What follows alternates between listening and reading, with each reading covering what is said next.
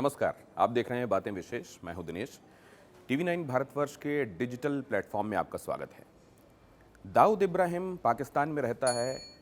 पाकिस्तान की तरफ से एक स्टैच्यूटरी ऑर्डर के तहत यह स्वीकारोक्ति और उसके 24 घंटे के भीतर भीतर एक यू टर्न, जिसमें कहा गया कि दाऊद को लेकर हमने ये स्वीकारा नहीं है कि वो पाकिस्तान में है, ये तो सिर्फ UN की जो लिस्ट है उसी की तर्ज पर हमने एक स्टैच्यूटरी ऑर्डर निकाला है। सांप और छछूंदर का किस्सा आपको मालूम होगा। सांप जब बहुत भूखा होता है तो छछूंदर को पकड़ लेता है, लेकिन उसके बाद अगर वो उसके निगलता है तो मर जाने का, अंधा हो जाने का खतरा होता है और दांत अंदर की तरफ मुड़े होते हैं, लिहाजा वो उगल सकता नहीं। यही हालत पाकिस्तान की है।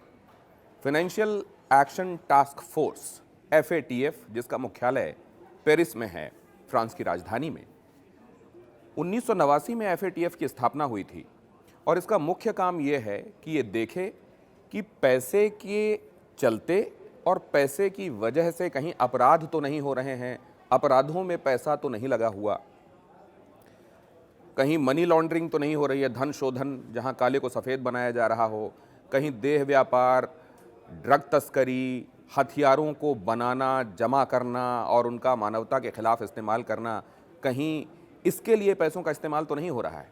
ये है FATF का काम और इसके 39 सदस्य हैं, जिसमें 37 देश हैं और इसमें 2 संस्थाएं हैं। इसके कुछ ऑब्जर्वर्स भी होते हैं। अब इसमें 2 तरह की लिस्ट होती हैं, एक तो ब्लैक लिस्ट होती है, एक ग्रे लिस्ट होती है। ब्लैक लिस्ट में जो नॉन कोऑपरेटिव कंट्रीज़ और टेरिटरीज़ होती हैं, NCCTs, उन्हें रखा जाता है और उनको किसी भी तरीके की वित्तीय मदद पर अंकुश लगा दिया जाता है। मतलब वर्ल्ड बैंक से, यूरोपियन यूनियन से, इंटरनेशनल मॉनेटरी फंड से, IMF से उनको किसी तरीके की वित्तीय मदद नहीं मिलती। ग्रे लिस्ट में एक तरीके की ताकीद छिपी होती है कि आने वाले दिनों में आप अपने यहाँ कंडक्ट सुधारिए, अपने यहाँ रेगुलेटरी रिफॉर्म्स लेकर आइए, नहीं तो आपको भी वित्तीय मदद मिलनी बंद हो जाएगी।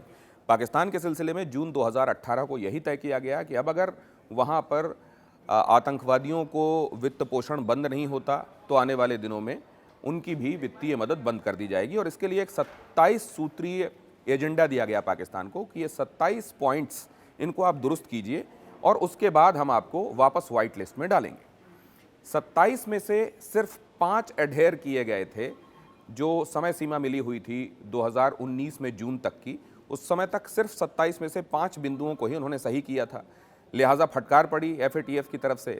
तब ये कहा गया कि आप इस साल के आखिर तक, मतलब 2019 के आखिर तक का हमको एक्सटेंशन दीजिए, हम चीज़ें ठीक करते हैं।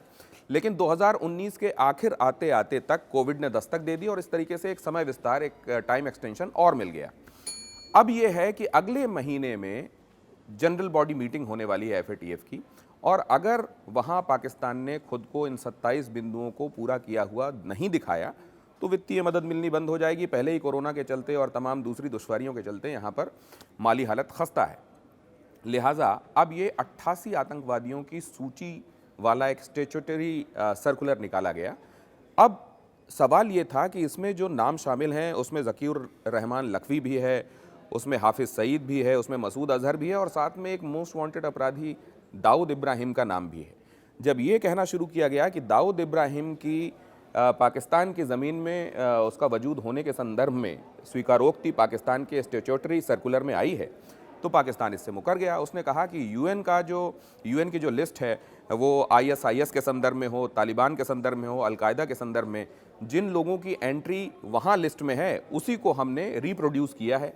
लेकिन इसका मतलब ये कतई नहीं है कि हम ये मान रहे हैं कि वो हमारे यहाँ पर है। और ये पाकिस्तान तब कह रहा है जब उसने ये बात मानी है कि 5 पासपोर्ट पाकिस्तान के और 9 पासपोर्ट इंडिया के रखने वाला दाऊद इब्राहिम वहाँ पर क्लिफ्टन में, कराची में रहता है। उसके बाद उसने यू टर्न मार दिया।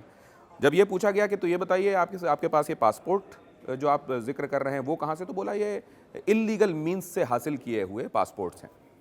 एक तरफ FATF में ब्लैक लिस्टेड होने से बचने के लिए वो ये स्वीकार रहा है कि 88 आतंकवादी हैं, इन आतंकवादियों के फंड्स फ्रीज किए जाएंगे, ये हथियार प्रोक्योर ना कर पाएँ ये सुनिश्चित किया जाएगा, ये पाकिस्तान में और पाकिस्तान से होते हुए कहीं यात्रा ना कर पाएँ ये भी सुनिश्चित किया जाएगा। लेकिन साथ ही में जब असल में कुछ करने की बारी आती है, जवाब देने की बारी आती है, तो अपने लिए एक स्केप रूट भी खोज लेता है।